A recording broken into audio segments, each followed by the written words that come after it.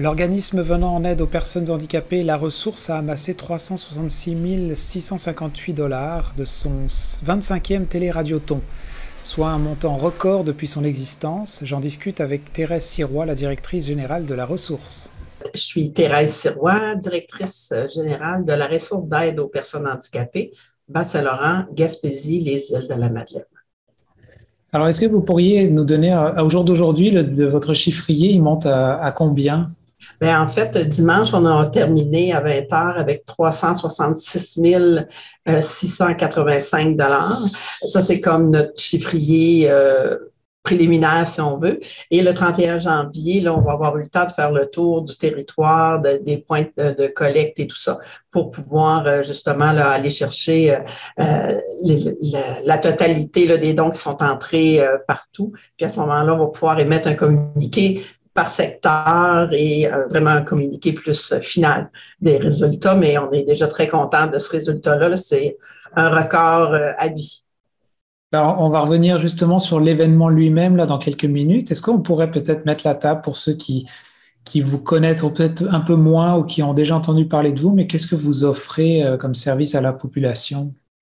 En fait, la ressource d'aide est là vraiment pour venir en aide, comme son nom le dit, aux personnes qui vivent avec un handicap, qui vivent avec une différence, ainsi que leurs familles et leurs proches. Donc, ça prend toutes sortes de formes. Je vous dirais qu'on essaie d'être notre mission est quand même assez large, puis on est en train, dans les prochains mois, dans la prochaine année, on veut aussi raffiner tout ça parce qu'on avait fait un sondage auprès de nos membres afin de savoir quels étaient leurs besoins en 2022, où est-ce qu'on est rendu 25 ans après la fondation de la ressource. La création de la ressource. Donc, les services qu'on offre présentement, c'est vraiment au niveau de l'information, orienter les gens vers les différents services gouvernementaux qui existent déjà. Parfois, à l'approche d'un diagnostic, quand on apprend un diagnostic, quand on a un diagnostic, ben on ne sait pas trop vers qui se tourner, fait que nous, on est là comme pour un peu guider les gens aussi. Ensuite, il y a beaucoup au niveau de l'aide financière, dans l'achat d'équipements spécialisés, pour le répit aux familles, pour les loisirs des personnes handicapées. Souvent, on va collaborer à des projets plus partagés, si on veut, pour adapter des lieux ou des endroits pour que les personnes puissent s'y rendre plus facilement. Donc, on essaie vraiment là, de répondre aux besoins puis de s'adapter aux besoins de la personne. Pour nous, c'est notre leitmotiv, c'est vraiment ce qui nous tient à cœur. Une personne, ce ne sont pas des personnes en même temps, on n'a pas tous les mêmes besoins, on n'est pas tous faits de la même façon, on n'a pas tous les mêmes réactions. Donc, pour nous, c'est important dès qu'on reçoit une demande qui nous sont toujours transférées par un spécialiste de la santé, bien sûr. On ne vient pas suppléer le réseau, on ne vient pas prendre la place du réseau, on vient collaborer puis apporter un plus à ces gens-là. Et ça, c'est surtout le territoire Gaspésie-Îles de la Madeleine, c'est ça? Exactement, exactement. Puis, dans notre grand nombre, on couvre aussi tout le Bas-Saint-Laurent. Fait qu'on a un très, très large territoire qui fait tout le Bas-Saint-Laurent, la Gaspésie, les îles de la Madeleine. Donc, on a beaucoup de demandes, beaucoup de gens qui ont des besoins. Sur l'ensemble du territoire, on est à tout près de 1200 membres. On répond en bon an, mal an, de 3 à 4 000 demandes de toute forme qu'on reçoit annuellement.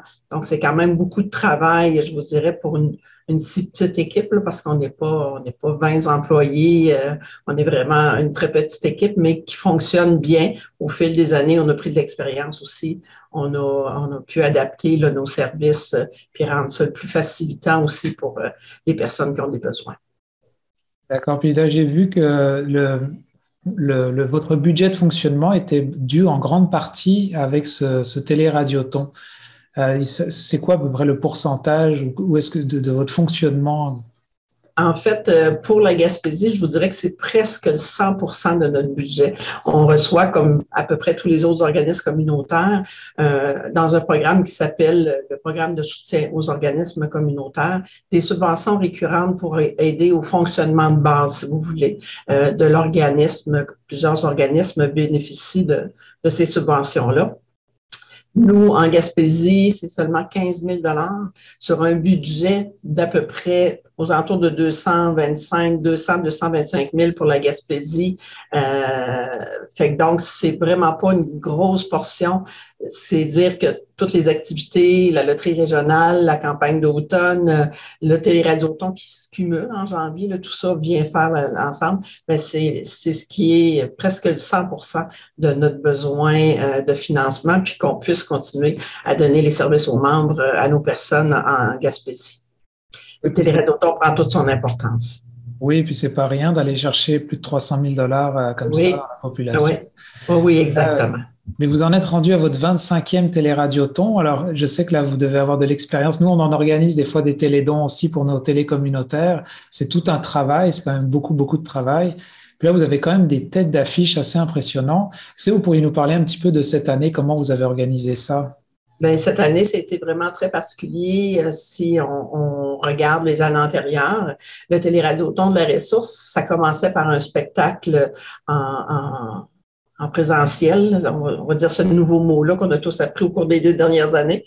Il y avait un spectacle le samedi soir, il y avait une captation qui se faisait du spectacle. Et le lendemain, ça devenait le téléradioton qui était diffusé sur l'ensemble du territoire. Ce spectacle-là se passait ici à Rimouski. Là, malheureusement, au cours des 2 dernières années, il a fallu faire autrement, comme bien des gens. L'an passé, on avait su à l'avance qu'on ne pourrait pas avoir un spectacle en présentiel en janvier parce que tout allait être fermé ou presque. Puis dans le doute, on s'était dit, on ne prendra pas de chance, on va faire ça autrement. Donc, Nelson Mainville, qui est notre grand chef ingénieux au niveau artistique, qui est vraiment, heureusement qu'on l'a, on est très contents. L'année passée, il avait dit, on va faire le contraire, on va louer quelque chose, un petit salle de spectacle à Montréal pour faire venir des artistes plutôt que de les faire déplacer dans le Bas-Saint-Laurent en janvier. On ne sait pas qu'est-ce qu'on va faire. Fait que c'est ce qu'on avait fait. On a pu capter tout le spectacle au Lion d'Or, au cabaret Lion d'Or. Cette année, ben, on est comme tout le monde, tout était ouvert, on allait être 25 à Noël, on allait fêter le jour de l'an.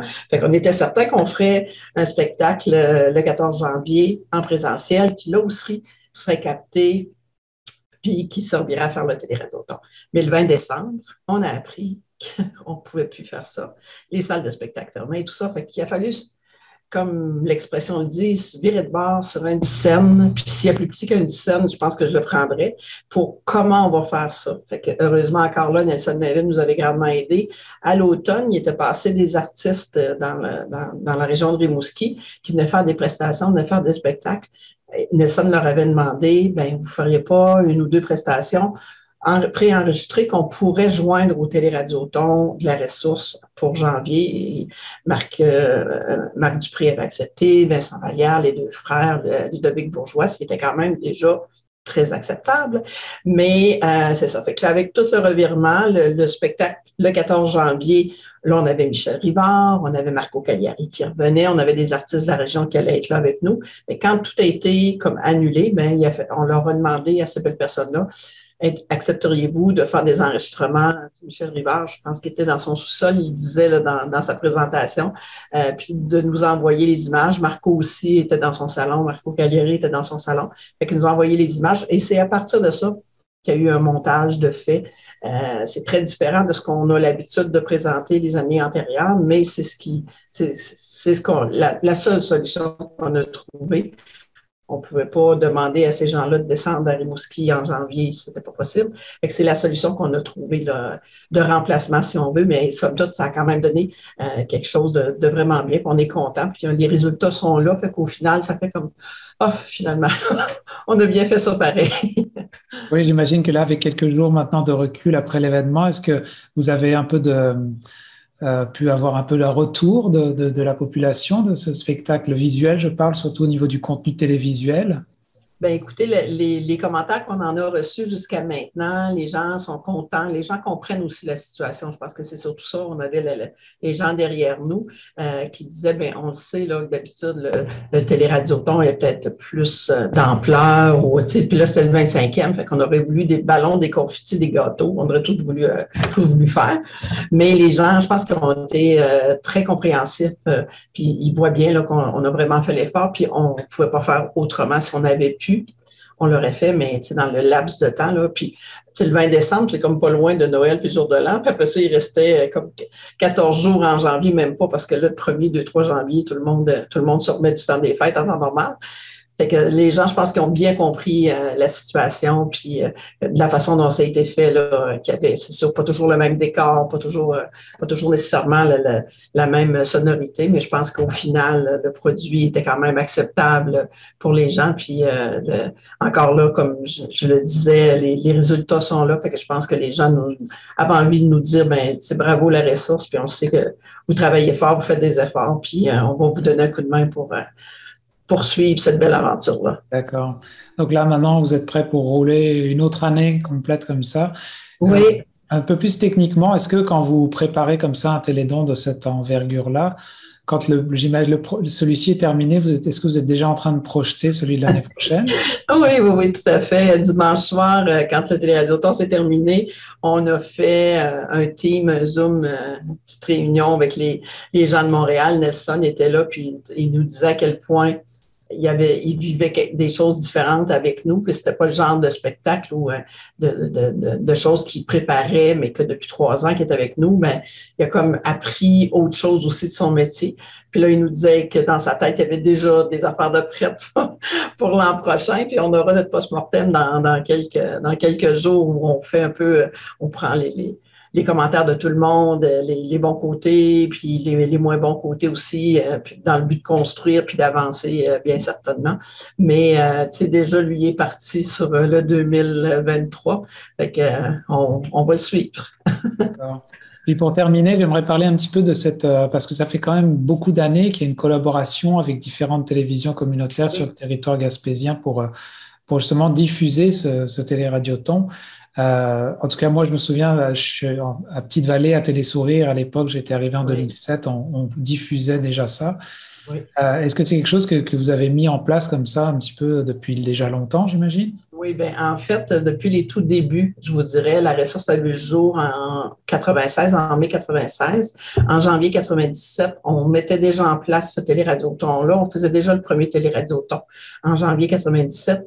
Et pour faire peut-être un petit historique, là, la ressource d'aide aux personnes handicapées, c'est anciennement l'Association de la paralysie cérébrale. À l'époque, il y avait un téléthon, qu'eux l'appelaient, sur les grandes chaînes TVA, ces genres de grandes scènes-là, de grands réseaux-là, je devrais dire, pas grandes scènes, mais grands réseaux. Puis, sauf que à un moment donné, ça fonctionnait plus. On se rendait compte que tout ce qui était amassé dans le Bas-Saint-Laurent, la Gaspésie, ben, était pris et retourné au siège social à Montréal et retourné au prorata de la population. Donc, on s'entend qu'on était perdant. Fait qu'il y avait je vous dirais, un noyau autour de la ressource des parents. Moi, j'étais un de ces parents-là. J'ai 2 enfants qui sont handicapés, 2 adultes maintenant, là.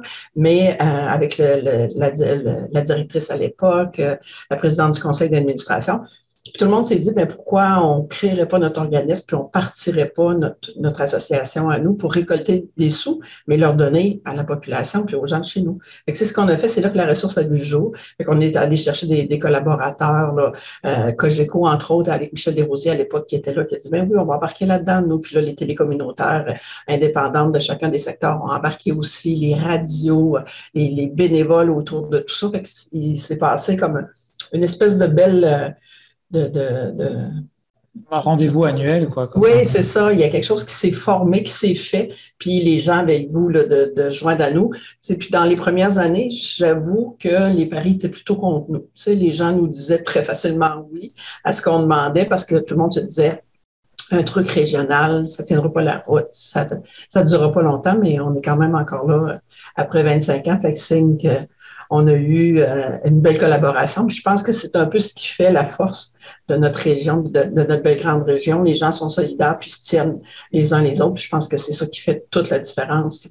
Puis je pense que je parle pour la ressource, mais je sais qu'il y a plein d'autres organismes, il y a plein d'autres missions, puis de gens qui s'impliquent énormément. Là, mais je pense que c'est particulier chez nous, ça, de s'impliquer et d'être aussi proches les uns des autres. Je pense que c'est Bas-Laurentien, Gaspésien, Île-de-la-Madeleine. Il y a quelque chose chez nous, du cœur, qui n'est pas nécessairement ailleurs, en tout cas. Je veux le croire, ça. Alors, en tout cas, merci beaucoup pour votre temps et puis on vous souhaite bonne continuité déjà. Et merci. D'habitude, là, vous êtes déjà longtemps là, dans ce domaine-là. Puis surtout, le contenu de qualité qu'on est capable de diffuser nous aussi pour ça. Là, c'est vraiment une bonne affaire aussi pour les télécommunautaires. Oui, ben nous, on est très heureux, puis tu sais, on a besoin, c'est essentiel. Votre collaboration est essentielle aussi dans la réussite de tout cet événement-là. Hein. C'est chaque maillon, chaque personne a sa place, puis c'est ce qui fait la différence en bout de ligne, parce que tout seul, on ne va jamais bien loin. Il faut être une équipe pour avancer.